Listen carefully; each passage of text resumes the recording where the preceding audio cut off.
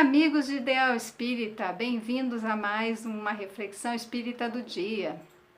E hoje, dando continuidade aos nossos estudos, ao nosso programa de autoconhecimento, vamos dar uma recordada. O Ideal Espírita, Saulo César Ribeiro, que faz os estudos do Evangelho de Emmanuel, ele falou algo muito interessante que eu queria trazer, porque reflete o que é um ideal de vida espírita, não só espírita, mas cristão.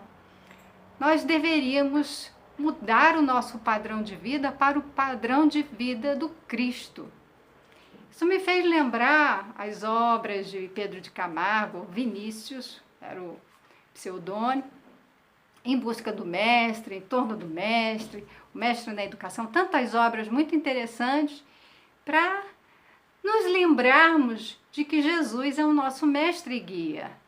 E o nosso padrão, o nosso ideal de vida deveria ser o ideal de vida do Cristo.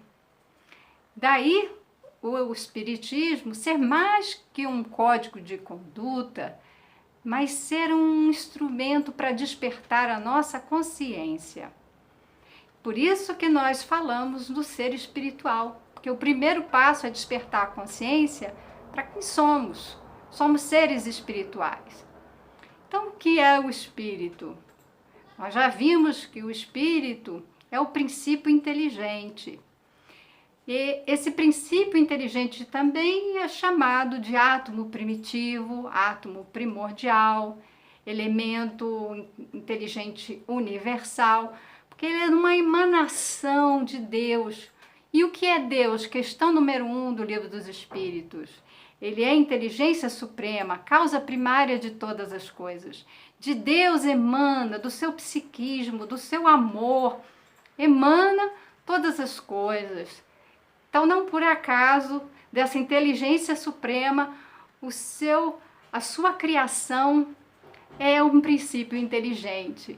De modo que, se nós somos seres espirituais, um princípio inteligente, mas já pela questão 23 do Livro dos Espíritos, né, e a questão 76, que nos esclarece que nós somos seres inteligentes da criação, somos então imagem e semelhança de Deus. Olha que legal! Deus, inteligência suprema, e nós, seres inteligentes da criação. Então, por isso que nós precisamos começar esse primeiro momento nos vendo, nos reconhecendo como seres espirituais, filhos de Deus. Nós somos fruto da sua criação e começamos como átomo primitivo que vai evoluir passando por todos os reinos até arcanjo. E aí pegamos a questão 540 do Livro dos Espíritos. Os espíritos que exercem ação nos fenômenos da natureza agem com conhecimento de causa, em virtude do livre-arbítrio, ou por impulso instintivo e refletido. Então, vamos lá. Os espíritos que exercem ação nos fenômenos na natureza agem com conhecimento de causa. Vamos pegar essa parte da questão. Uns sim, outros não. Os espíritos respondem. Por quê? Uns vão agir com base no livre-arbítrio, no seu conhecimento, mas outros não. Porque aqui os espíritos agindo como fenômenos da natureza, a resposta dos espíritos inclui todos os seres. Os espíritos que são o princípio inteligente. Então, vamos pensar nos animais, vamos pensar nas plantas, vamos pensar nas células do nosso corpo. As células do nosso corpo são seres vivos e elas têm uma função. Elas foram criadas com uma determinação, elas têm um programa divino em que elas cumprem. As células do olho, elas agem de uma forma, as células da pele de outra. Pensa numa semente agora. essa semente ela tem uma programação para se tornar uma planta. Uma semente de laranja, ela vai virar uma árvore de laranja e vai dar laranja. Ela não pode escolher dar morangos ou dar maçãs. Ela foi programada, ela tem uma determinação ali que é divina e ela cumpre. Por isso que ele fala que alguns animais, alguns seres, eles agem na natureza sem o conhecimento de causa, agem de forma que eles foram programados, né, de forma instintual, sem saber, e aí tem uma parte aqui, sem suspeitarem de que são instrumentos de Deus. Todos os elementos criados por Deus agem na sua criação, provendo as suas necessidades, mas sem saber que estão sendo ali usados por Deus para manter a harmonia do universo, a harmonia de toda a criação. E no nosso caso, os espíritos, já com letra maiúscula, o E maiúsculo, que aí são os seres inteligentes da criação, já tem uma individualidade, e tem os espíritos mais atrasados, eles são úteis ao conjunto. Tá? Enquanto se ensaiam para a vida, antes que tenham plena consciência de seus atos e estejam no gozo do livre-arbítrio, atuam em certos fenômenos dos quais são agentes, mesmo de forma inconsciente. Então, os espíritos que ainda estão começando a sua jornada evolutiva, simples e ignorantes, ainda que eles não tenham despertado ali a consciência do que eles são, do propósito de vida deles, eles ainda assim são agentes na obra, no conjunto, na harmonia da criação divina. Primeiramente, executam, mais tarde, quando suas inteligências estiverem mais desenvolvidas, comandarão e dirigirão as coisas do mundo material, mais tarde ainda poderão dirigir as do mundo moral. É assim que tudo serve, tudo se encadeia na natureza, desde o átomo primitivo até o arcanjo, que também começou pelo átomo. Então, tudo começa pelo átomo primitivo ou princípio inteligente, que emana de Deus, do psiquismo divino, e aí a gente pode dizer do amor divino, admirável lei de harmonia, da qual o vosso espírito limitado ainda não pode abranger o conjunto. Ainda não temos a capacidade, mas estamos chegando, né? Estamos nos aproximando, tentando conhecer o que Deus criou, as suas leis. Então, se tudo na criação do átomo, né, começa do átomo primitivo, vai até o arcanjo, tudo evolui. Então, uma coisa é certa, tudo que criou Deus está determinado à evolução, ao seu progresso, é a lei do progresso. Todos vamos progredir, vamos nos tornar espíritos puros ou arcanjos, como é usado na expressão, a expressão é usada na questão 540, mas também sentiremos a felicidade desses espíritos puros, algo que a gente não pode ainda imaginar. Mas essa jornada de evolução, quando estamos nessa condição agora de espíritos mais conscientes da nossa noção, é que é importante a gente começar a considerar que existe essa programação para a nossa evolução, mas também existe o livre-arbítrio. Então, vamos começar a entender no capítulo 9, aqui é o livro 3º do Livro dos Espíritos, capítulo 9, lei de igualdade, igualdade natural.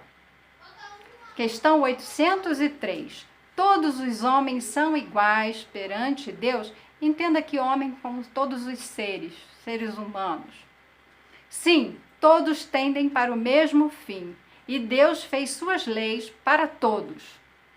Então não existe, eu não acredito em reencarnação, então eu não vou reencarnar. Se existe a reencarnação, ela é um mecanismo para o progresso, da lei do progresso, então todos nós iremos reencarnar.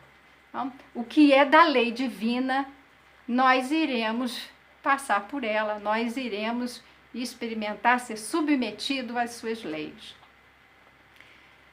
Frequentemente dizeis, o sol brilha para todos, e com isso enunciais uma verdade maior e mais geral do que pensais. Esse sol, que a gente pode fazer analogia com Deus, né, que ilumina a nossa vida, que nos aquece, ele brilha para todos, igualmente. E na desigualdade das aptidões, 804. Por que Deus não concedeu as mesmas aptidões a todos os homens, né? A todos os seres humanos? Deus criou iguais todos os espíritos. A gente já viu. Simples e ignorantes, todos iguais. Cada um deles, porém, viveu mais ou menos tempo e, por conseguinte, obteve maior ou menor soma de aquisições. A diferença entre eles está na diversidade da experiência alcançada e da vontade com que procedem. Vontade que é o livre-arbítrio. Nós já também falamos da vontade e do esforço. Quando eu tenho vontade, o esforço, o gasto de energia, ele é mínimo. Mas quando eu não tenho vontade, eu preciso fazer um esforço muito maior, um gasto maior de energia para poder mudar, para poder fazer algo. O que acontece? Alguns espíritos têm vontade, eles se engajam no processo de mudança, de transformação íntima e, com isso, eles fazem o bem para todos. E porque o bem de todos é o bem para si. É algo que nós vamos nos aprofundar.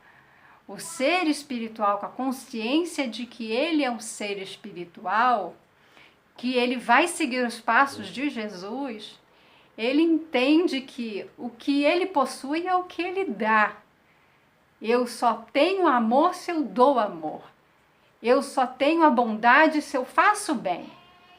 Então, nós vamos nos aprofundar nessa questão mais adiante, mas sigamos aqui com a questão do livre-arbítrio. É por isso que uns se aperfeiçoam mais rapidamente do que outros.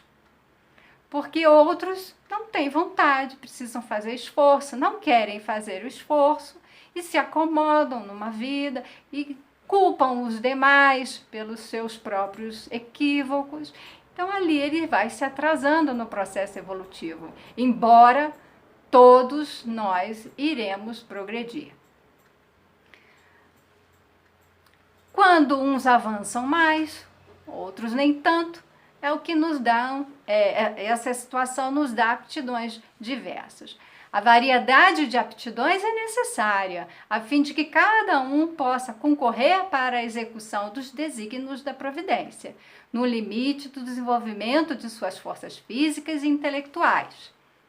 Então, entendamos, né? Essa diversidade ela é muito importante. Eu sei fazer alguma coisa e não sei fazer outra. Só que tem alguém que sabe fazer e vai fazer, e com isso um ajuda o outro. Né? O que um não faz, o outro fará. Assim, cada um tem o seu papel útil a desempenhar. Além disso, como todos os mundos são solidários entre si, importa que os habitantes dos mundos superiores, que na sua maioria foram criados antes do vosso, venham habitá-los para vos dar o exemplo. Quantos espíritos que já alcançaram um grau de elevação vêm até nós para nos impulsionar, para nos trazer conhecimento, cultura, arte, de todos os matizes, né? O conhecimento, ele é rico, ele é diverso. E temos tantos espíritos que vêm e nesse momento da regeneração virão muito mais. Então, o que seria o livre-arbítrio? Porque o livre-arbítrio é que faz, o livre-arbítrio é falar da livre vontade. Se eu quero fazer, é diferente do pé de laranja. Ela não tem escolha, ela não pode dar maçã, ela também não pode dizer, hoje eu quero fazer fotossíntese, hoje eu não quero. Né? Ela não pode, ela não tem essa condição de decidir, de ter a vontade. Mas o espírito, o espírito individualizado, o ser inteligente da criação, ele, à medida que vai evoluindo, mais consciência ele tem das leis divinas, de quem ele é, ele vai tendo maior liberdade de escolha, o livre-arbítrio. Na questão 872, resumo teórico do móvel das ações do homem. Aqui tem simplesmente duas páginas praticamente de texto em que os espíritos esclarecem. Não, aqui na verdade é Kardec. É um resumo que ele faz. A questão do livre-arbítrio pode ser resumida assim: o homem não é fatalmente levado ao mal. Os atos que praticam não foram previamente determinados. Os crimes que cometem não resultam de uma sentença do destino. Ele pode, como prova ou expiação, escolher uma existência em que seja arrastado ao crime, quer pelo meio em que se ache colocado, quer pelas circunstâncias que sobrevenham, mas terá sempre a liberdade de agir ou não agir. Isso é importante porque ninguém encarna com alguma programação para cometer crime. Ninguém encarna para matar alguém, né, para roubar. Ninguém encarna para isso. Encarna para espiar, para provar, para conseguir vencer a tentação de cair num vício ou de cometer um crime. Com isso, Kardec quer dizer que a gente tem condições de resistir à tentação de cometer um crime. Ele até menciona que a doutrina espírita, ela reconhece o poder de resistir ao mal. Nós temos condições de resistir ao mal. Né? De acordo com a doutrina, não há arrastamento irresistível. Tá? O homem pode, pedindo a Deus, pode pedir a Deus a força necessária e reclamando para este a assistência dos espíritos bons. Foi o que Jesus nos ensinou. Não vos deixeis cair em tentação, mas livrai-nos do mal. Então, é preciso ter em mente que nós temos condições de assumir responsabilidades por aquilo que nós conhecemos. Na questão 540, retomando aquele trecho, espíritos ainda muito atrasados ou simples ignorantes, eles não têm conhecimento para saber discernir o que é certo, o que é errado, o que é bom, o que não é, de modo que eles não podem ser responsabilizados por determinados atos. À medida que a nossa inteligência se desenvolve, vamos aprimorando as questões, né, nos nossos aspectos morais, comandarão e dirigirão as coisas do mundo material. Mais tarde ainda poderão dirigir as do mundo moral. Então, eu, no meu padrão evolutivo, eu não tenho condições morais, intelectuais para substituir Jesus, ele como governador do planeta. Eu não posso assumir essa responsabilidade, eu não tenho condições, então eu não tenho essa liberdade de ação. Tá? Quando Kardec fala da liberdade moral, ela está associada à responsabilidade. que a vida, tá? É preciso ter atenção que a vida que nós levamos, ela é o resultado das nossas escolhas, ela é o resultado do nosso aprendizado, tanto que ele vai falar da educação, tá aqui.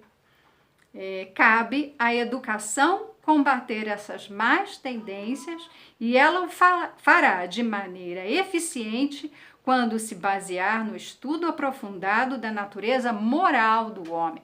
Então, é necessária uma educação moral.